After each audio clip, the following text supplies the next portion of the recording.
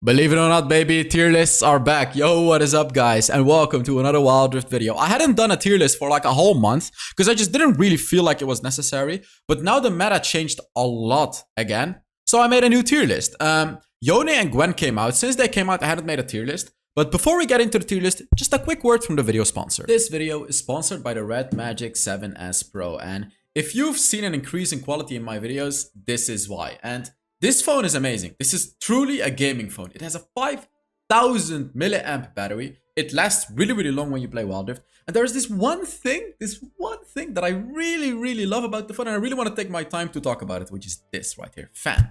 You may be thinking, what the hell is a fan? Like, what happens if you turn it on? But if you turn it on, a literal fan turns on, like a fan. And you can see the case is open right here because there is a fan. And you can literally hear it. Like, I'll put it close to the mic. I'm not sure if you can hear it, but basically, if you take a break from a game or even WoW game, you can turn the fan on and the phone doesn't get hot. And before taking this sponsor, like, I actually played Wild Rift on this phone for like 2 weeks on max settings, by the way, max graphics. You can see like super high, everything is super high. And the phone never got hot. Like, the phone never got hot. And I mean, it got a little hot. I turned the fan on for 5 minutes and that's it. Another amazing thing about this phone, and I quickly want to go to my face cam to show you, is these two things right here. These are triggers. This is literally touchscreen. So like, if you play a shooter game, for example, you can shoot like this on the phone. So like, this phone just has everything you need as a gaming phone. It also has a 65-watt supercharger. It can charge your phone up. And like, I think it's like between half an hour and an hour, and it charges it up fully, like fully charges it up. And like, it's just perfect. This is literally the perfect gaming phone. I can say it out of experience as well. So if you want to check it out yourself, check out my link in the description. So back to the video. All right, so on to the tier list. Gwen, so an interesting thing about Gwen is, oh, by the way, if you just want to skip to the tier list, there are timestamps in the description. An interesting thing about Gwen is that she's extremely powerful, but she's not broken. Now, let me tell you why. The thing about Gwen is she offers something that you don't really need in the Baron lane. She's not tanky and she's not ranged. What she is like it's kind of like, it's unique. She's like a sustained damage, tank shredding, late game carry. That's what she is. Sustained damage, tank shredding, late game carry. And it's not really a tank meta right now, but she's still extremely powerful. So like, it's a very weird champion, but she's powerful. Like, sure, early game she's gonna struggle in lane, and she does get punished. But late game, guys, oh my god, this champion is disgusting. Like, the fact that she does true damage with her first ability, the fact that Riftmaker is like the perfect item for her, which gives her even more true damage and allows her to heal up like crazy. Just crazy, like crazy powerful. You know what the beauty is of Gwen as well? Like, all of this, her passive heals her up as well. So her passive and Riftmaker healing is insane. And the reason that all this is even stronger than what it already seems is because her second ability doesn't allow enemies from outside to damage her. So if an enemy from outside has anti-healing, he won't be able to damage you. Which means while you use your second ability and the enemies are outside, you're going to be able to hit them as hard as you can without getting hit by them. So they're not going to apply anti-heal on you. You're going to heal like crazy. Basically, everything, like, Gwen is a weird champion, but she's extremely powerful. So she's standing on top of the S+ tier for me. After that, we got Garen. And I mean, Garen, guys, it's honestly, for this champion, is the same, right? Like, he's tanky as hell. His 1v1ing is crazy. His team fighting is crazy. His early game is good. There's really no such thing as like Garen being bad. I suppose the only way Garen could be a bad pick is if the enemy has a load of true damage like Gwen and Vayne. But like, besides that, you can pretty much always pick Garen and do at the very least do fine. Like, you know, be the same power as the enemy Baron laner. After that, we got Wukong. I'm not seeing a lot of Wukong in the Baron lane, but I still think he's extremely powerful. I did play him, and just the fact that Divine Sunderer Wukong heals him up by so much, and yet it also does so much damage as well, is just crazy to me. Like, he's honestly, like, his first ability is truly what makes him S+ tier in my opinion. Like, sure, his late game team fighting is great, but his early game team fighting is very weak. But the fact that he's strong throughout the entire game in the Baron lane because of that first ability is just crazy to me, because of the healing and the massive damage that it deals. Next up we got Fiora, and ever since Hullbreaker got released, Fiora became more powerful. I mean, she was already powerful, and you know what's funny? They actually nerfed Fiora over and over again, but Hullbreaker is so extremely powerful on Fiora, and also the Blade of the Rune King and stuff like that, that Fiora is still standing on the S+ tier for me. She can hold her ground against every single enemy. Her split pushing is unrivaled in the late game. Just a very, very powerful champion. After that, we got Gragas. I used to put Gragas like on top of the S+ tier always, but they did nerf the Rabadon's Death Cap, which is like a pretty substantial nerf to Gragas. Like if you look at it in the late game perspective, you're getting 14 ability. Well, sorry, if you look at it at the mid game perspective, you're getting 14 ability power less from it. So it is still something, right? And Gragas really likes the ability power, so he's still S+ tier. Don't get me wrong, like he definitely is still S+ tier. But it's just, and also the meta, by the way, the way that the meta is working right now, he's still insanely powerful, but he's not utterly broken anymore. After that, we got Set, and Set feels extremely powerful as well. His ultimate and just his matchups. Like, as I said, even if a champion doesn't directly get buffed or nerfed, just how the meta works changes everything. Like, maybe suddenly Nasus... Remember when Divine Thunderer got brought out? Nasus suddenly became incredibly broken in the Baron lane because of Hullbreaker and Divine Thunderer. They didn't change Nasus at all, so but he still became insanely powerful. So you have to look at it that way. You know, Riftmaker got released, Yone and Gwen got released, so the meta changed. Like, all of the things are changing. So a lot of champions are being buffed and nerfed indirectly as well. Renekton was a bit of a hard one for me because I really think Renekton kinda sucks. But like, if you look at competitive and if you ask pro players, you know, they'll always tell you Renekton is insanely powerful. So, you know, even though I would put Renekton in S tier, but I'm still putting him bottom S+ tier because I have to respect the other people's opinion. And just because I am not that good at, well, I'm actually pretty good at Renekton, never mind. Just because I don't think a champion is like, you know, S+ tier, if a lot of other people think it and they actually did convince me, I will still put him at like bottom S+ tier. And the explanation is that he's insanely powerful in the early game, and even in the late game, he's very tanky and his split pushing is very good. So even in the late game, also split pushing is good because he wins 1v1s quite easily. Like, that is the explanation as to why Renekton is actually our strong champion. Riven. So Riven indirectly got nerfed this patch. Why? Because her third ability gets countered by Serpent Fang. You know, if the enemy goes Serpent Fang, they're going to be taking away a lot of your barriers. So she indirectly got nerfed, but she's still S+ tier. Riven is extremely powerful. If you have fast hands, if you know the combos of Riven, she's very, very strong. Next up is Yone. Yone is very strong, but I wouldn't put him S+ tier.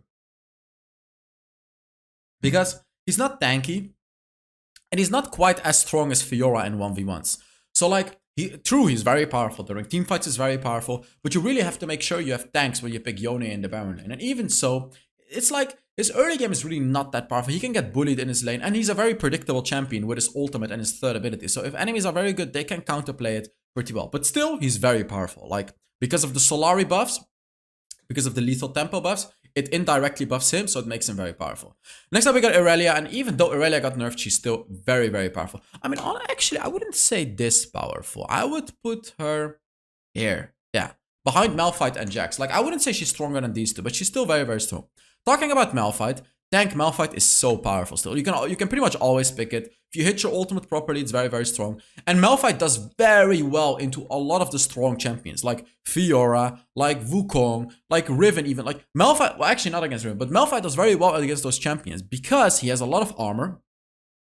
His first ability is free poking, and his third ability reduces the attack speed of those bruisers, which heavily reduces their damage. So Malphite is just an incredible pick to counter out those champions. Next up is Jax, and yet again, Jax got nerfed a lot, but he's still extremely powerful in the Baron lane. True, he's gonna struggle a little bit more in the early game, but late game Jax is still the same. If you just get through the early game, if you just play him correctly by pushing a lot. I have a million Jax videos, by the way, guys. And actually, you know what? If you guys really want to see another Jax video, what should I do? If this video gets 1,500 likes, I'm just gonna make another one. Like, I'm gonna make another Jax video. I know I made a Jax video very recently, but if it gets 1,500 likes, if you guys want to see it, you know, give it a like and I'll make yet another Jax video. But I have a lot of Jax videos if you want to learn how to play him. Next up is Sion. Sion is not S+ tier anymore. The nerf hurt him. Like, the nerf definitely hurt him. But not only the nerf, people now understand how to play against him. It's true that a late game Sion is still an absolute menace and very, very annoying to deal with. You really cannot take him out in the side lanes. But early game Sion sucks. Mid game Sion you can punish. And it's just like people just kind of start to understand how to play against Sion. That's what I really want to say. Next up is Shen. Shen is a bit of a questionable one because Shen is decently strong in lane, but he's extremely powerful if you can synergize well with your team. Like, for example, your Katarina knows that she can go in and you will follow up. If that is the case, right, like she goes in and you ult her and you kill all of them. If that is the case, Shen is extremely powerful, right? Like if your team knows that they can be more aggressive because you can ult them. But if your team doesn't know, Shen is like trash. That's kind of the problem with Shen. So I would say Shen is good in high elo, but not in low elo. Unless you're playing duo queue or trio queue in low elo, right? Like if you're playing duo trio queue, you can communicate and tell each other what to do. But if you're playing solo queue in low elo, I really wouldn't recommend Shen. But in high elo, yes. In high elo, people will... I mean, not even nowadays anymore, because high elo... Is high elo even high elo anymore? But you know what I mean. If you're with good players, then they'll know what to do. Next up is Mundo, who is in my opinion... I keep saying this. Who is in my opinion one of the most underrated champions in the game. Mundo can poke in his lane so hard with that first ability. If you're up against a Sett or a Darius or even Fiora, Riven, you can poke them so hard. Like, he really punishes tanks. Mundo is insanely good against those tanks because you can punish them with the poking. It does percentage HP, so the tankier they are, the more HP they have, the more damage it does. And then in the later stages of the game, he's so powerful. He becomes insanely tanky, and there's only a few champions that can really deal with a Mundo in the late game, right? Like Vayne being one of them. Again, I have like a million Mundo videos. I really recommend you guys to check it out. Next up is Olaf.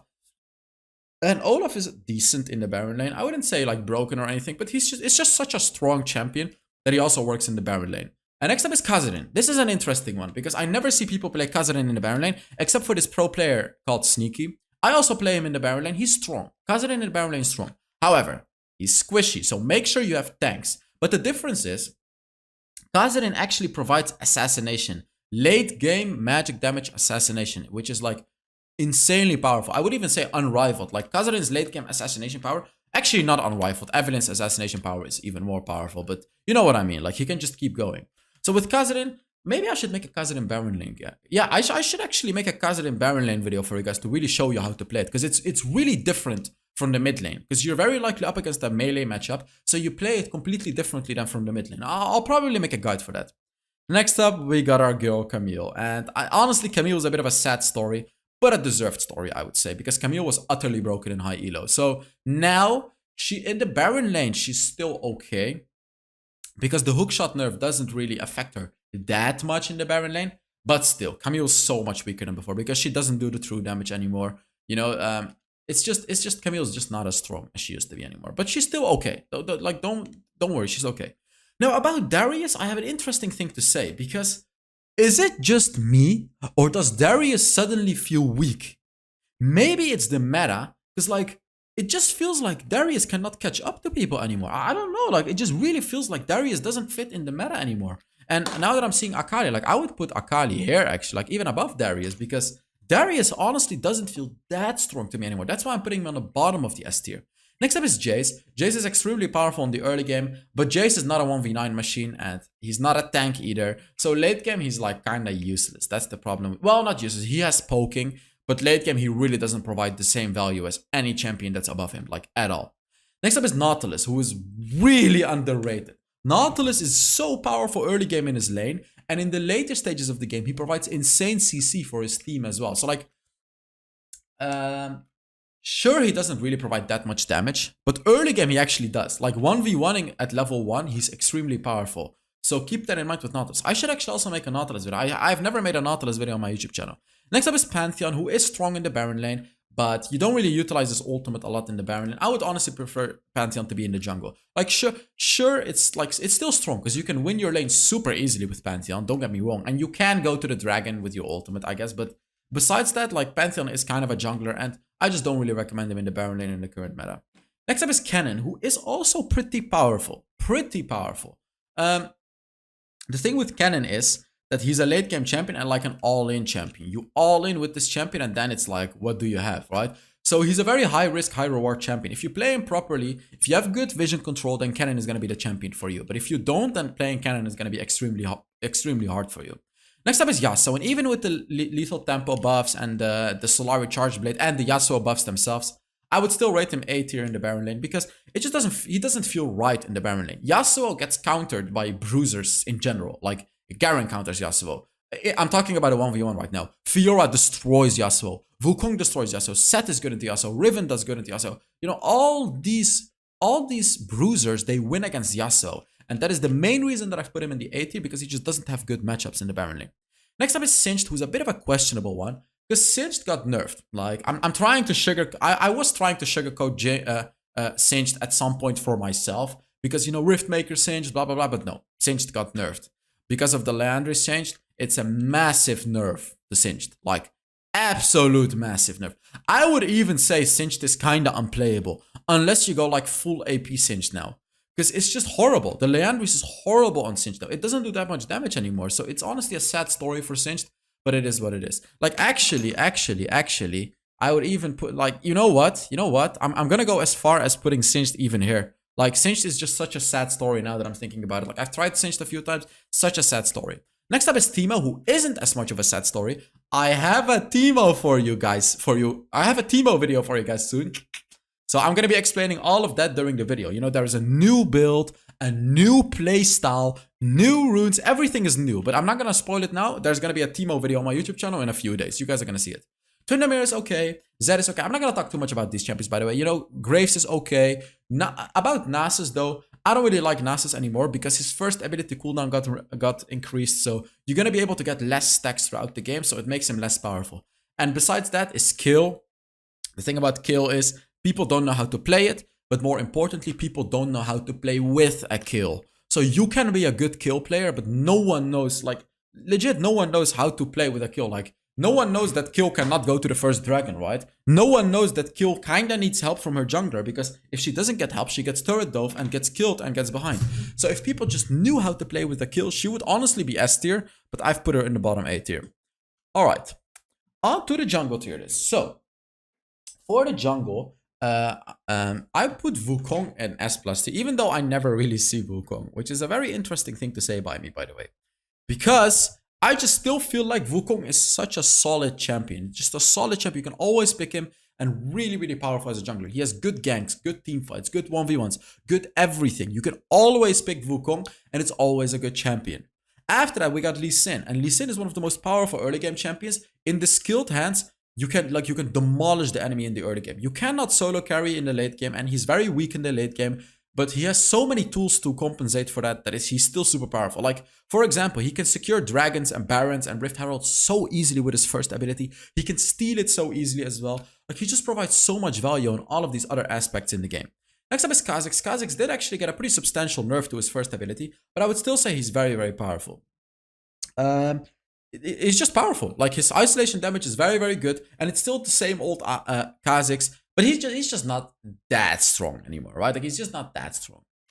After that, we got Shyvana. And Shyvana, she's so powerful. Like, the new Shyvana is just amazing. And she still is. Like, she still is amazing. I believe they nerfed something small about her. I'm not sure. I don't remember exactly, but she's just extremely powerful. Like, you can always pick her, and her objective taking, her stacking, her late game is now so, so strong. And she doesn't rely on dragons anymore. That's the most important thing, honestly. Next up is Olaf. Olaf is also the same old Olaf, the true damage that he provides. You know, he's a tank shredder. He can run right through any CC, which is like something no other champion provides in the game. Just a very, very solid overall champion to pick. Very strong early mid game. Will struggle in the late game, but again, he compensates for it in the early mid game. After that, we got Evelynn. And Evelynn is not on top of the S+ tier anymore. Because, first of all, Rabadon's death cap got nerfed. Secondly, her first ability damage got nerfed by 5%. Which does hit her. Like, it definitely does hit her. The ultra late game Evelynn is still kind of the same. She does a little bit less damage, but she pretty much one-shots anyways. But early mid-game Evelynn, especially mid-game Evelynn, really got nerfed because of the first ability. It really, really got nerfed. Because she does much less sustained damage now. Next up is Gwen Jungle. Gwen Jungle is very powerful as well. Like, I love her in the jungle. Her ganking is not that good.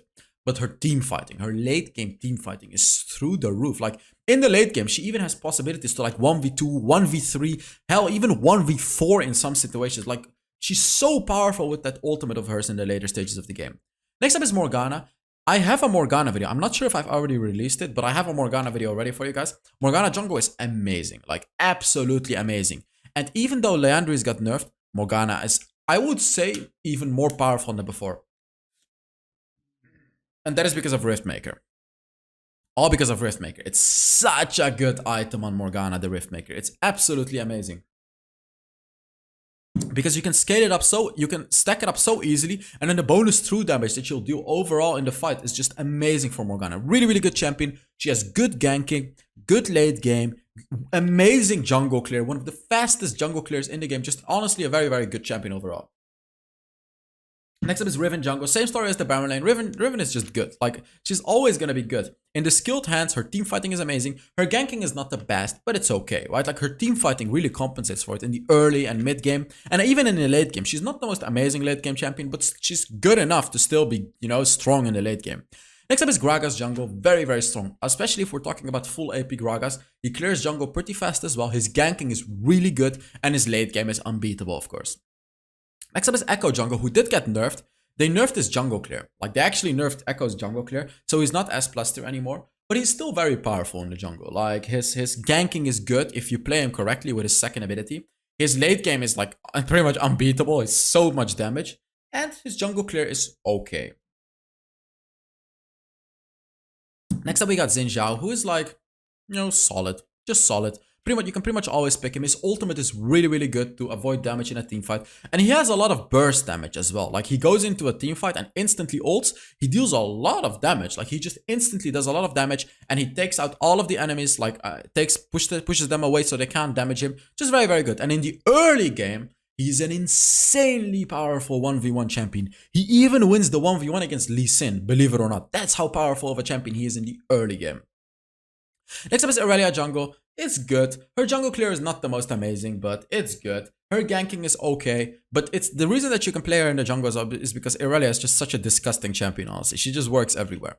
Next up is Nunu jungle. Nunu's jungle clear is not the best, but Nunu can secure objectives very well. He's very tanky, but Nunu's ganking is where it's really at, guys. With the snowball, oh, his ganking is so strong. I love it. I love it. I love it. I love it. He does struggle against CC, however, so you do have to be careful because his snowball gets cancelled by stuns and things like that, and his ultimate gets cancelled by it as well. So if the enemies have a lot of CC, you have to be careful with Nunu.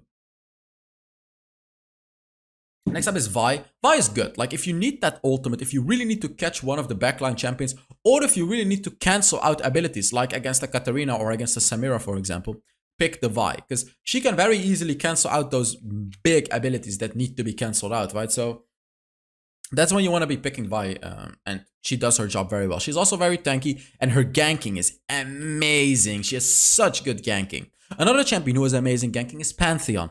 Pantheon pretty much provides everything that Lee Sin provides, but Pantheon is even more useless in the late game, and that is why I've put him in the S tier. Like, honestly, Pantheon, I would even say Pantheon's overall ganking is better than Lee Sin, because sure, Lee Sin has his ultimate to kick back, but Pantheon has a stun every time he ganks.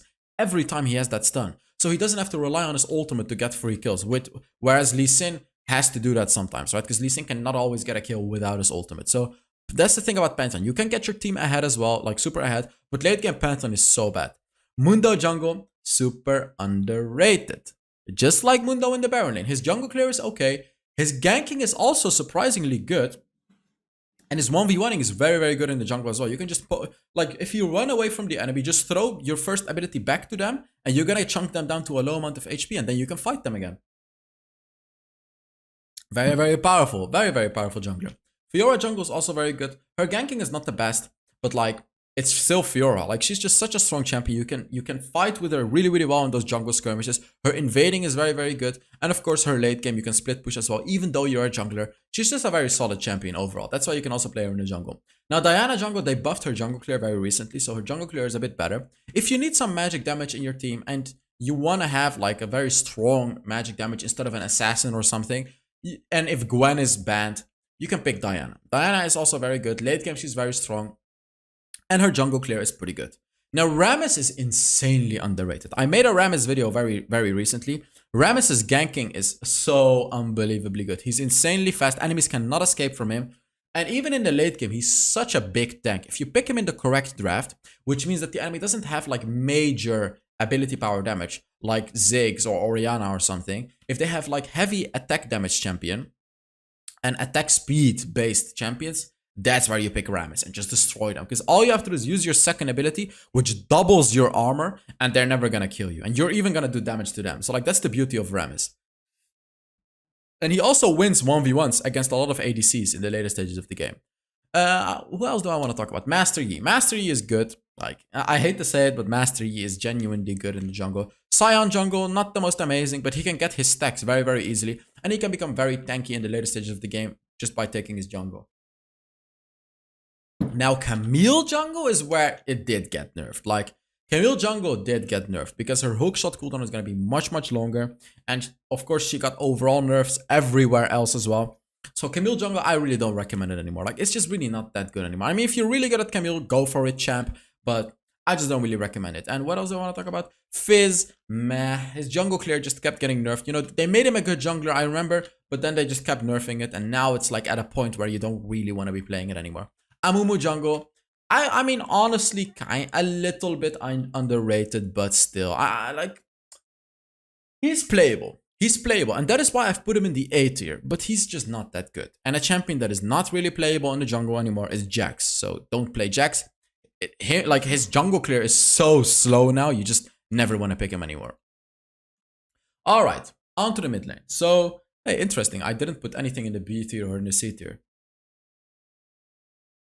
Let's talk about the mid lane. Yone feels so powerful in the mid lane. Honestly, assassins in general feel super powerful in the mid lane. The reason that Yone feels the most powerful is because Yone can deal with ranged champions very, very easily. You have your third ability to get close to them, you use your second ability to get a barrier, and you just chunk them down like crazy, and your all-in destroys ranged champions as well. You know, that ultimate of his.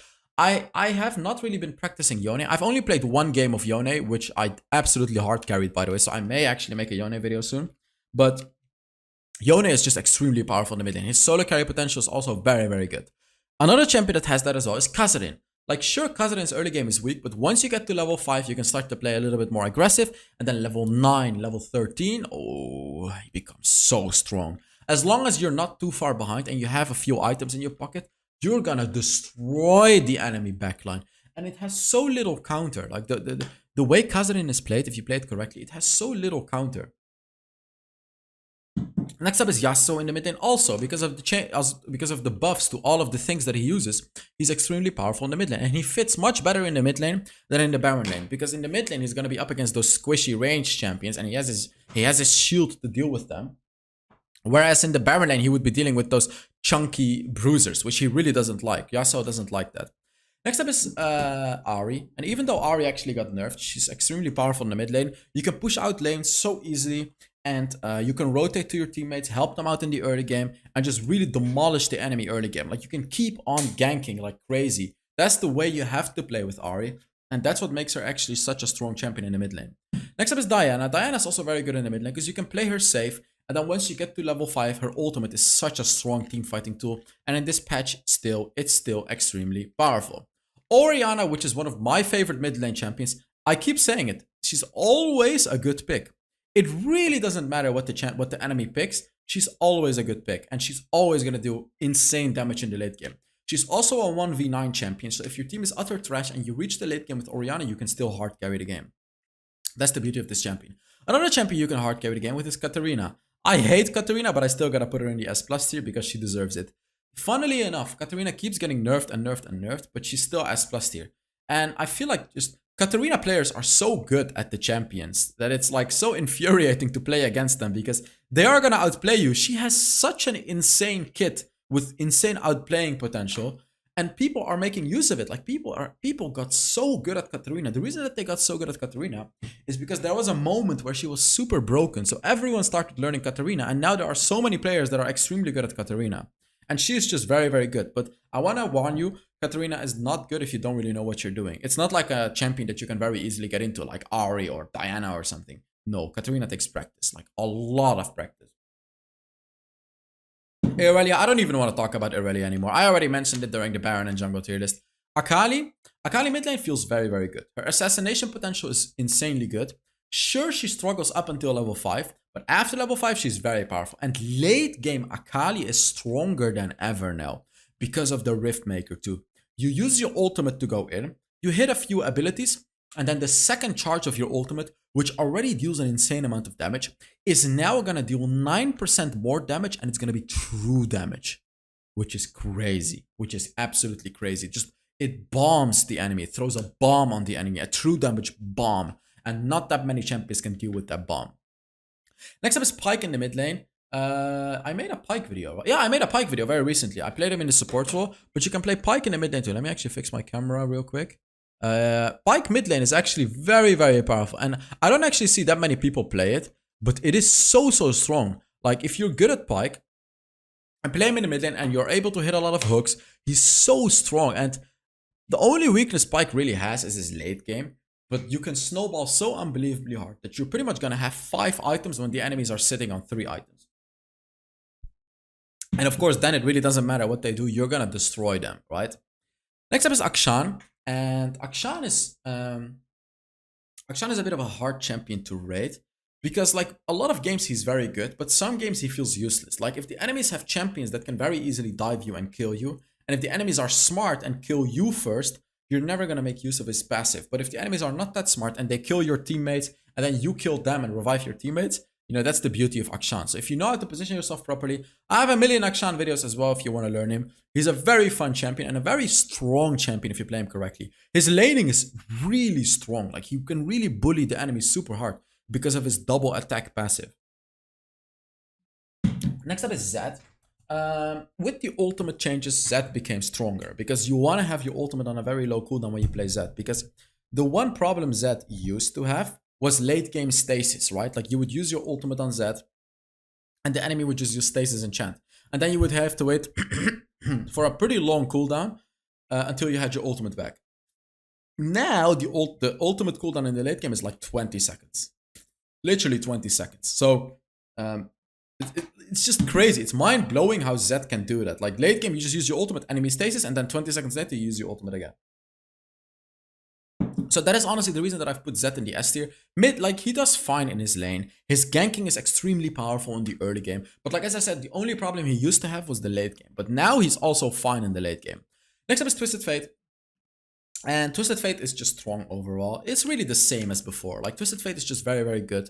He provides that if you go for the rapid fire kind of the long range CC and the constant CC and one of the best ganking in the game with his ultimate. So if you just utilize those things properly, you can get yourself ahead, get yourself a few items, and destroy the enemies with your cards. Next up is Echo in the mid lane. Echo, one of the strongest assassins in the game as well. Really, really powerful. Assassins are also doing very, very well in the mid lane. Let me see. Did any items of him get nerfed? Well, the Rabadon's death cap, but besides, he's still extremely powerful in the mid lane. You know which actually, I wanna put Annie here. Like, I don't care what other people believe about Annie. Annie is insane. Like, Annie is so... I even want to give her a star. Because, like, whenever I play Annie, it's pretty much a free win. She is so powerful. So powerful. And I don't know why people are not playing her more. Her kit is so disgusting, it doesn't really have any outplaying potential. You just put a control ward in a bush in the late game and you one-shot them. No one can do anything. Even if they use a QSS, you're still gonna one-shot them. It is so unbelievably powerful. Like, I made a lot of Annie videos as well, and I really recommend you guys to check it out because if you know how to play Annie, you can pretty much always pick her and pretty much always do well on her. Next up is Gragas. You can always pick him in the mid lane as well. He does well into ranged champions. He does especially well into poke champions. So, like, if you're up against a Ziggs, a Corki, a Karma, Brand, Orianna, those types of champions, Gragas is extremely powerful in the mid lane because you don't really take that much damage. You heal up because of your passive and you can engage on them very, very easily because you have such a big engage. So take that as a rule of thumb. If you want to play Gragas mid lane, make sure you pick it against those long-range poking champions. Talking about long-range poking champions, next up is Ziggs.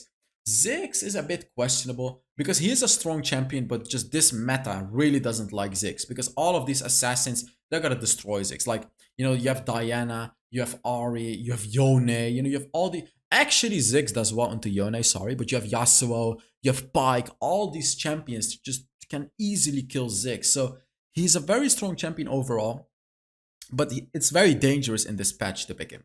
Veigar, on the other hand, is also dangerous to pick, but I would say it's applicable. You can pick him in certain drafts. Like if there's a lot of bruisers in the draft, you can still pick him and do very, very well. Brand as well. If the enemy has a lot of tanks, Brand is very, very powerful. Otherwise, Brand is meh, like as a mid laner, because his early game is so weak, and only in the late game is where he starts to shine. And even in the late game, if you screw up your ultimate as a Brand, you're gonna struggle like crazy. So you have to, he's a very unforgiving champion. You have to play him really, really well. Morgana's good in the mid lane. Corki is decent. But really the reason that I put him in the S tier is because of his package still. Like during the Rift Herald or the Dragon, you're going to have your package and you can utilize that to secure the first objective, right? And in the later stages of the game, you're going to have your package as well to use during team fights and buff you, right? Like it's really all about the package, to be honest. Karma in the mid lane is also very, very powerful because of her abilities, just the way that her kit works. She's very, very strong in the mid lane with her first ability especially. Lucian mid is very good against those melee champions, you know, like Katarina, Irelia, Akali, because you can avoid them very easily. Like, you can avoid their abilities so easily and you can punish them in lane.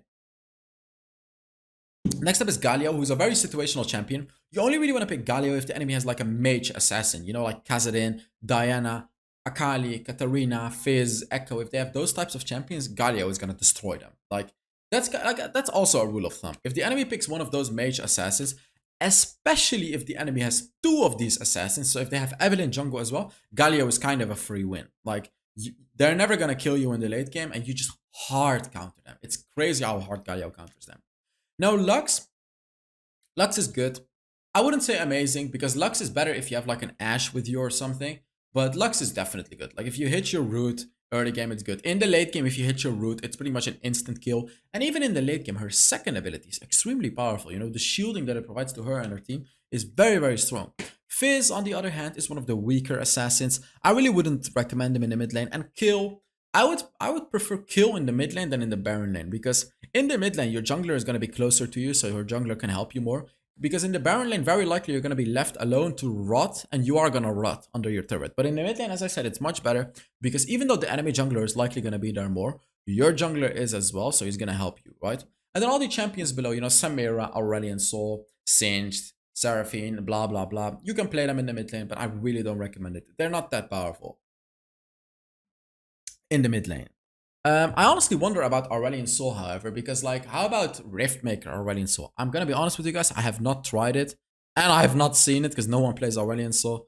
I see so many comments under my YouTube videos asking for Aurelion Sol, and I know you guys want to see Aurelion Sol, but I just really don't want to make a video on a champion that I'm utter trash at, and I just can't bring myself to play like 100 Aurelion Sol games just to get good at him to make a video. I've done it for so many other champions, but I don't know, Aurelion Sol is just such a boring champion in my opinion. Like, it's gonna be so hard for me to push myself to play like 50 hours of Aurelion Sol, and I don't even like playing Aurelion Sol. So I tried it with Aurelia as well, and I kind of failed, because I did get decent at Aurelia, but just not good enough to make a video. So I never made a video on Aurelia yet. Alright, on to the Dragon Lane. And I knew that I forgot Lux. I actually already knew I forgot Lux. So let me just look up Lux real quick. Where is Lux? Where the hell is Lux? There she is. Lux sits here. Yes. So, Dragon Lane. Samira S+ tier. Crazy powerful. Just, I knew she would be broken when she got buffed. Unbelievably powerful, this champion. If you know how to play her, and like, sure, there are some champions that counter her. I'm not gonna say, you know, that she's always S+ tier, because Annie destroys her, right? Like, Soraka does very well into her with Silence. Vi does very well into her with all of her CC. There are champions that counter, and like also Ashe, you know, she can ult her.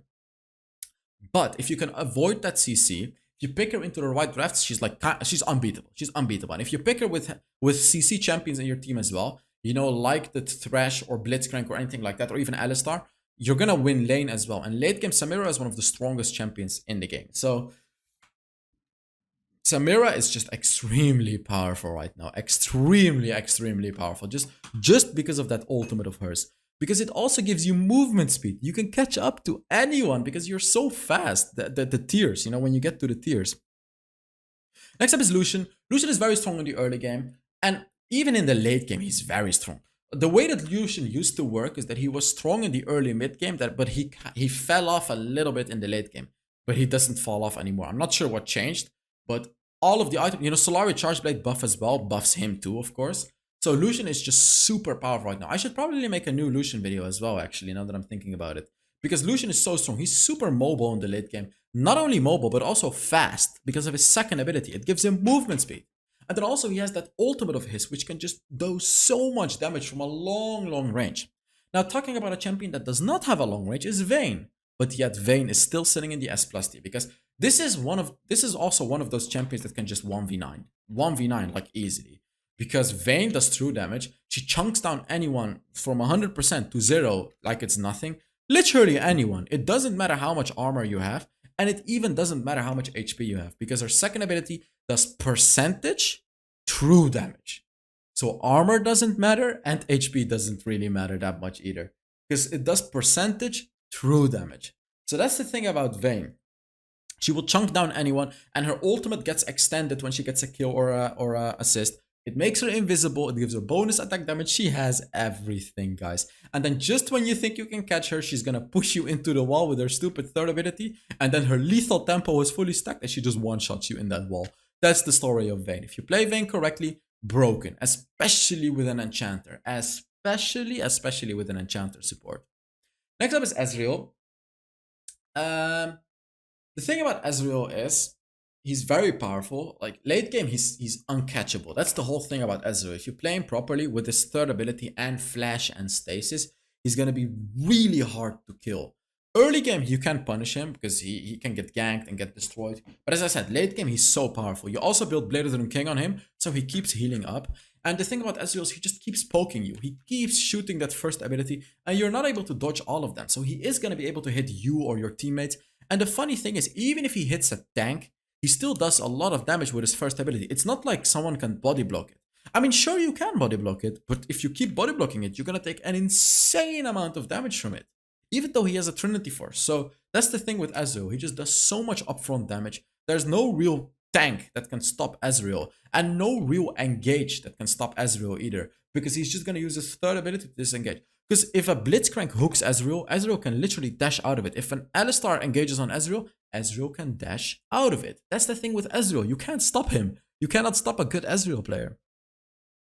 Next up is Kai'Sa. Kai'Sa is very powerful as well. That first ability of hers, especially when you get the double BF sword, becomes so strong. And especially in those 1v1s. The isolated damage that she has is so good. And then that very versatile ultimate of her as well. It allows her to do so much. It counters assassins. It allows your team to do crazy dives because you can follow up. It allows you to reposition yourself. It allows you to jump over walls. She has so much tools at her disposal. She even becomes invisible during her third ability in the later stages of the game. I mean, how crazy is that an ADC can do it? It's like Vayne, right? She can do the same thing as Vayne, juking the enemy like that. Next up is Caitlyn. The reason that I haven't put Caitlyn in the S plus tier because it really feels like Caitlyn has too many weaknesses to be S plus tier. But yet she's extremely powerful. Her weaknesses are she doesn't really do damage to tanks. Her mid game sucks. Those are the two major weaknesses that she has, and those weaknesses are too big to put her in the S plus tier in my opinion. She is good in the rest. Like her early game is very powerful. She has very big range. She has good burst damage, very good CC, and she has good disengage with her third ability and her second ability, and she has good execution with her ultimate.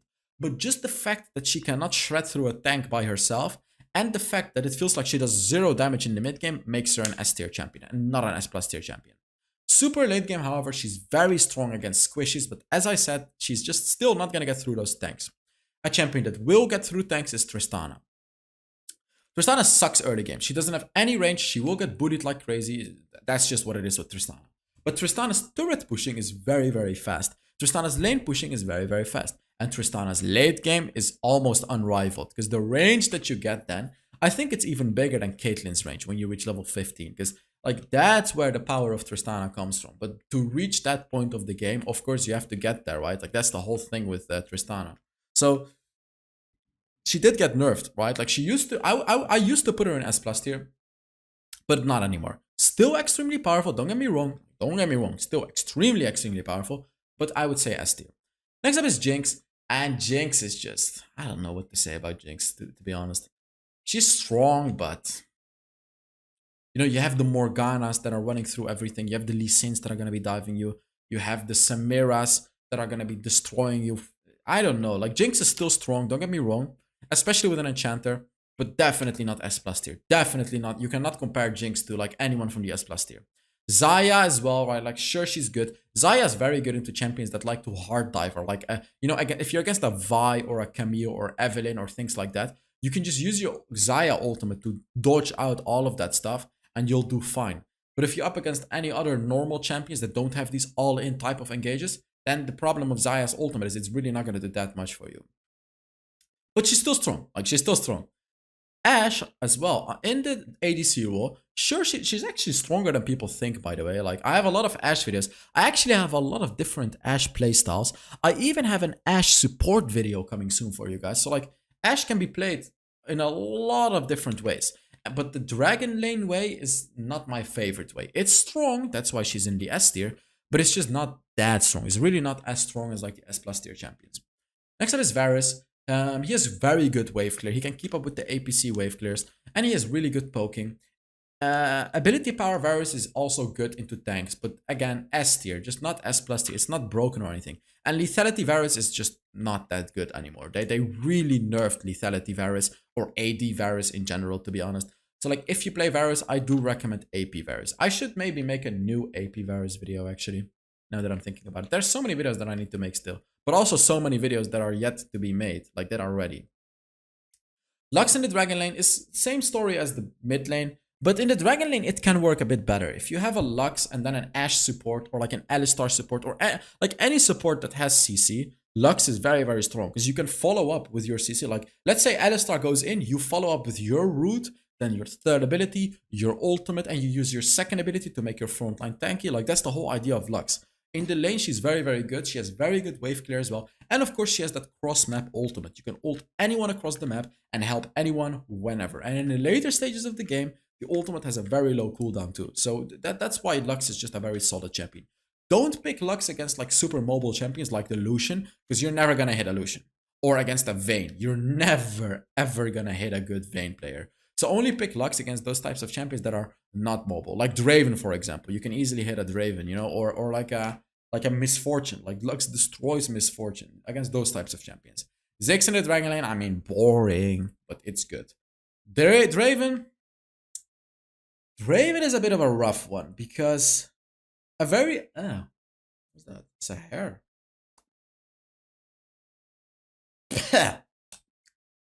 Where did that hair come from? What the hell? Oh, I was playing with my hair, that's why actually. Draven is very good. But if you fall behind, it's game over. And they did nerf Draven. He's really not that strong in the early game anymore. And you're reliant on your support. If you don't have a good support, you cannot solo carry the game. That is the major problem of Draven. He's not strong enough to solo carry the game. He will fall off in the late game. And as I said, if your support is not aggressive and good enough, you're not really going to be able to get that many kills in the lane anyways. Even if you play it perfectly, it doesn't matter. If your support doesn't, you're not getting the help you need and you can't win the lane. You can't win the lane like you have to. Karma in the Dragon Lane is also very, very powerful. Just like the mid lane, she's good. Corki, I don't really recommend anymore in the Baron lane, or Dragon Lane, sorry. Because I don't know, it just doesn't feel strong anymore. Like, sure, his package is good, but Corki just really doesn't feel that strong anymore. He doesn't really fit into this meta, to be honest. Because, like, Samira will destroy a Corki, right? She will destroy a Corki. And all of these other champions, they will just destroy you when you're playing Corki in the Dragon Lane. Next up is Orianna. Orianna's good in the Dragon Lane as well. I mean, like, I wouldn't really fully recommend her, but if you need ability power, you can just pick her in the Dragon Lane, and she's actually better than Corki. Like, she's actually better than Draven as well. Like, she's actually still decent. It's kind of like playing Ziggs. You will have so much wave clear. When you skill into the late game, you can 1v9 the game. So that's the thing with Orianna. If you need ability power, you can pick her in the Dragon Lane. Now, Jhin, who's my favorite champion, is unfortunately super bad in the Dragon Lane. What can I say? What can I say? I'm trying to justify Jhin, but he really sucks. He has no sustained damage. He has no real, like, just no damage. He has no damage. It just feels like he's so useless. Like, if the enemies are tanky, you won't kill them. You know, Jhin will never kill a Malphite or a Nasus. That's the first thing. Secondly, Jhin early game is very squishy. Third of all, like you're really reliant on your very mid or like late game. When you get a lot of items, that's when he does damage. That's when he does a lot of damage to the squishies. But yet again, it's only burst damage and not sustained damage. The thing that Jhin does do well, however, is catching out enemies. Like if your allies go in and you catch them with your root and then you ult, that's a very good thing that Jhin has, right? But besides that, his just, I don't know, he just feels so weak. He still feels weak. Misfortune also feels weak. Her ultimate is so easily avoidable. In high elo, Misfortune is just really not that good of a champion, to be honest. Like, maybe in low elo, she's good. There was a moment where I genuinely found Misfortune to be insanely powerful, but that was also a few patches ago. But now, I don't know. Now Misfortune just really doesn't feel that strong. Like, sure, you can win your lane easily. Sure, Misfortune can actually win 2 versus 3 situations while she gets ganked, believe it or not. She can actually win those. But like late game, you know, you're gonna have the Samiras, the Lucians, the Vaynes absolutely destroying your team. Meanwhile, you're sitting there as a Misfortune like shooting like an idiot, you know, doing some damage. But while the enemy is just completely decimating your front line, you're just shooting bullets that are getting dodged. You know, that's the thing with Misfortune. It just really doesn't feel that powerful to me. Any other important champion? Meh. Let's go to the support list, guys. Support list, finally, the stupid idiotic champion Yumi is down from the S+ tier. Yes, can I just get a yes from you guys? Like, while you're sitting and watching the video, just celebrate this with me. We all need to celebrate this together. We finally got this stupid piece of idiot. Wait, let me just mute myself. Idiot champion out of the S+ tier. So she's out of it, and she's sitting on the bottom of the S tier. She's really not strong anymore. Like, she's really not strong anymore. She's actually, I mean, honestly, wait a minute. Am I really gonna do this? Like, even this? Screw it, yeah. She's honestly not even S tier. But now let's begin with the S+ tier again. Karma. Karma is still S+ tier. Even though she got nerfed, you know, her third ability got nerfed, it doesn't matter. They're not grabbing her by the balls. They need to grab Karma by the balls. And what I mean with that, they need to grab her by the sensitive parts. Like, if you hit a man in his chest, it doesn't matter. You don't hurt a man. If you hit him in his face, sure, you're hurting him, but he recovers from it. But if you grab him by the balls and really, you know, really hurt him, he'll never recover from that. So they need to grab Karma by the balls and just smack them around and just make sure she never gets those balls back again and sits in a comfortable S tier. Because I'm sick and tired of Karma being S+ tier. I'm sick and tired of the stupid shields that Karma provides. And I'm tired of her first ability, her ultimate, and just everything she provides. So that's what needs to be done. And make sure you guys subscribe to Ignite Wild Rift on YouTube. Give the video a like, put down a comment, because I already know what's going to happen. Yeah. Give that video a like as well. That's probably gonna be produced sometime soon. Next up, we got Nami. Nami is extremely powerful. In the lane, she's very good, especially, well, I was gonna say especially with Mandate, but oh, also Karma with Mandate is amazing because like she has so much CC, so she applies Mandate easily on the enemies. Nami with Mandate is also good, but I would only say in the skilled Nami's hands. Nami with Mandate is very powerful. And Nami is very powerful anyways. She has very good CC. She can buff her team. She has healing. She has it all, really. Next up is Thresh. Thresh in the right hands is extremely powerful. You know, if you can engage, use that second ability to get your teammate in. For example, if you're playing with an Annie, Thresh can throw his lantern back, engage. Annie can come in and enemies will never see her coming because she just went in with the Thresh lantern, right? Instead of, because Annie doesn't have any mobility, but she can use the Thresh lantern to get close. So if you're a very skilled Thresh player and you use the lantern properly, he's very powerful. And in lane, he's really strong as well. And in the late game, he's very tanky as well. And now, a mistake, right? This is a mistake. Ashe, should I take her out of the list? No. Ashe support is hella strong. Not just strong, hella strong. It is insanely powerful. I'm gonna make a video out of it. I'm not gonna tell you guys all about it now. I am gonna make a video out of it. All I'm gonna say is when someone picks Ashe support, it's not a troll. It's not a troll if he knows how to play it. Not a troll at all, because she is so disgusting with Mandate.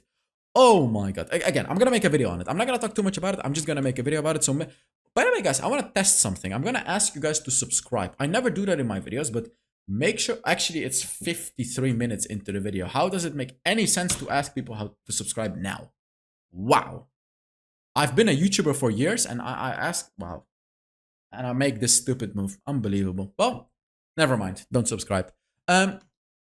Next up is Rakan. Rakan is solid. Just a good, solid support.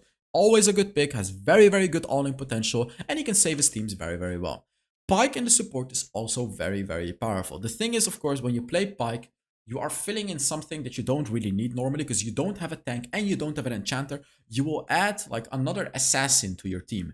So make sure you have tanks in your team, right? Make sure you have tanks in your team when you play Pyke because you don't want to be the tank as a Pyke. You don't want to be going in first as a Pyke. Pyke wants to finish off enemies and that's what Pyke really does and catch out enemies and things like that. But you're not a tank at all. Next up is Lulu. Lulu has very, very good teammate buffing. Even though you probably don't build Mandate on Lulu, Lulu is still extremely powerful just with an Ardent Sensor, Staff of Flowing Water, and all of those types of items. Lux in the support role is also very, very good.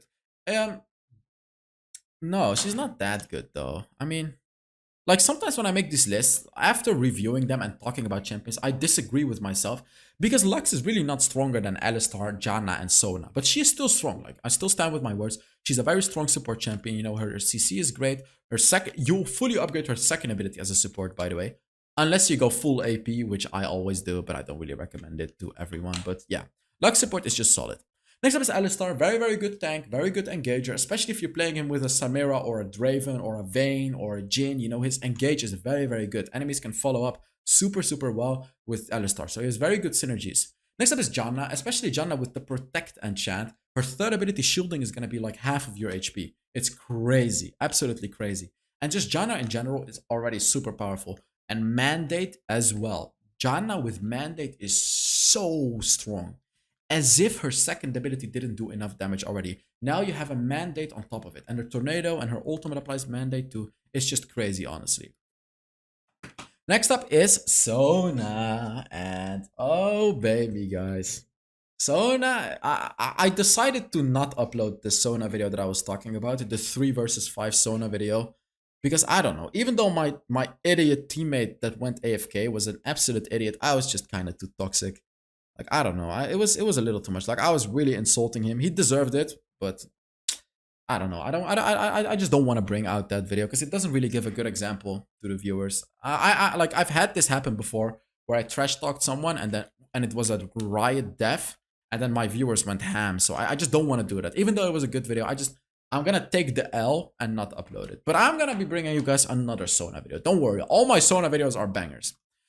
Senna support is good. If you have, like, you can play Senna Nasus, you can play Senna with a tank. I really do recommend a tank, like not an ADC with Senna. You can do it, like don't get me wrong, you can do it, but it's much better to pick it with a tank, like Mundo or Garen or Wukong or Nasus or anything like that. And then you pick Senna and you're gonna be fasting. So you don't take any farm and the tank takes the farm.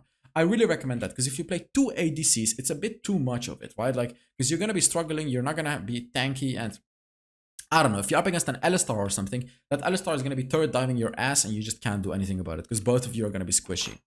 Next up is Braum. Very, very powerful against those bruisers. Very, very powerful against champions that throw projectiles. Just very, very powerful in general, especially with that Ishtali Siege Jar as well. Very strong champion. Yuumi, ha! I just talked about Yuumi, but I want to do it again. Ha ha! I hate you Yuumi players. If you're a Yuumi player, I hate you. Okay, jokes aside, everyone can play whatever they want, but Yuumi deserves that nerf. She's really not that strong anymore. But she's still good. Don't get me wrong, she's still good. Next up is Nautilus.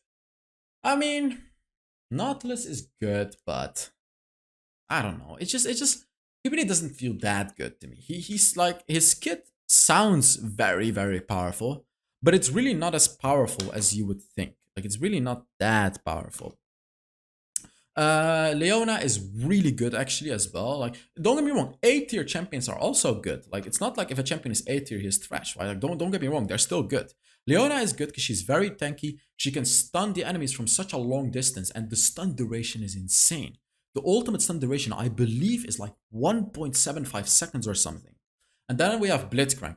I am making a Blitzcrank video, and I have an absolute banger Blitzcrank video. I actually have a guest for the Blitzcrank videos. You guys are gonna love the Blitzcrank video. We're gonna love it.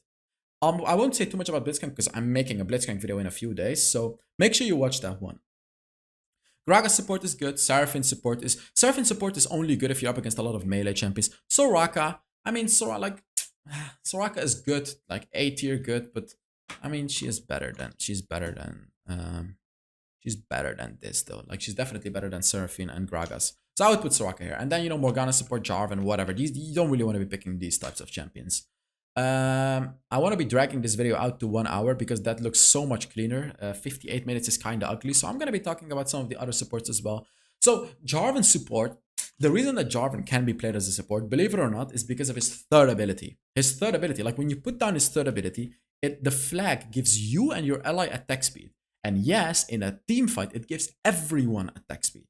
And also, yes, Airy will be applied to your teammate if you don't hit an enemy. So you will give a shield to your teammate when you put down your third ability. You're also very tanky. And of course, your ultimate provides the big barriers so the enemies cannot escape it.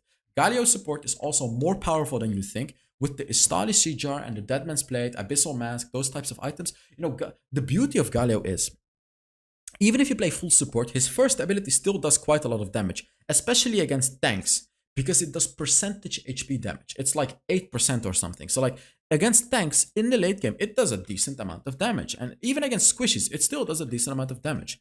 But like, especially if you're up against a lot of magic damage champions, you pick him as a support, you're going to be pretty much unkillable. And the support champions that I've put in the C tier, I wouldn't even call them support champions, just never play it.